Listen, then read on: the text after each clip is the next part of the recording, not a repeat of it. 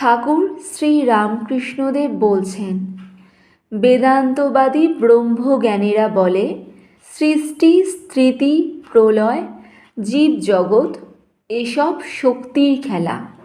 বিচার করতে গেলে এসব স্বপ্নবৎ। ব্রহ্মই বস্তু আর সব অবস্তু। শক্তিও স্বপ্নবৎ, অবস্তু। কিন্তু হাজার বিচার করো, সমাধিস্থ না হলে শক্তির এলাকা ছাড়িয়ে যাবার জো নেই। আমি ধ্যান করছি, আমি চিন্তা করছি, এসব শক্তির এলাকার মধ্যে, শক্তির ঐশ্বর্যর মধ্যে। তাই ব্রহ্ম আর শক্তি অভেদ।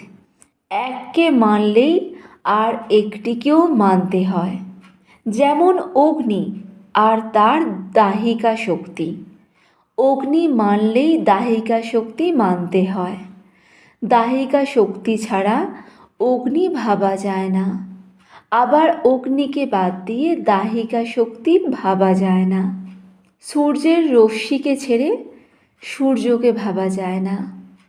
দুধ কেমন? না ধবধব। দুধকে ছেড়ে দুধের ধবলত্ব ভাবা যায় না। আবার দুধের ধবলত্ব ছেড়ে দুধকে ভাবা যায় না।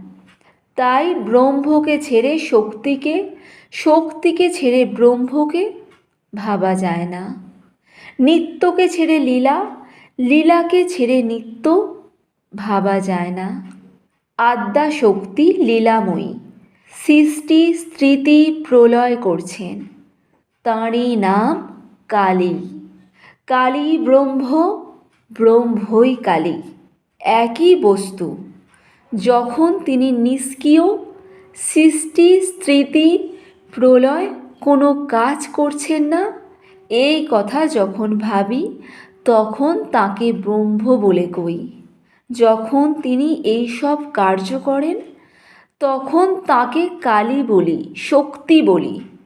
একই ব্যক্তি, নামরূপ ভেদ। যেমন জল, ওয়াটার, পানি, এক পুকুরে ৩-৪ ঘাট। এক ঘাটে হিন্দুরা জল খায়, তারা বলে জল। এক ঘাটে মুসলমানেরা জল খায়, তারা বলে পানি। আর এক ঘাটে ইংরাজেরা জল খায়, তারা বলে ওয়াটার। তিনি এক, কেবল নামে তফাৎ। তাকে কেউ বলছে আল্লাহ, কেউ গড, কেউ বলছে ব্রহ্ম, কেউ কালী, কেউ বলছে রাম, হরি, যিশু, দুর্গা।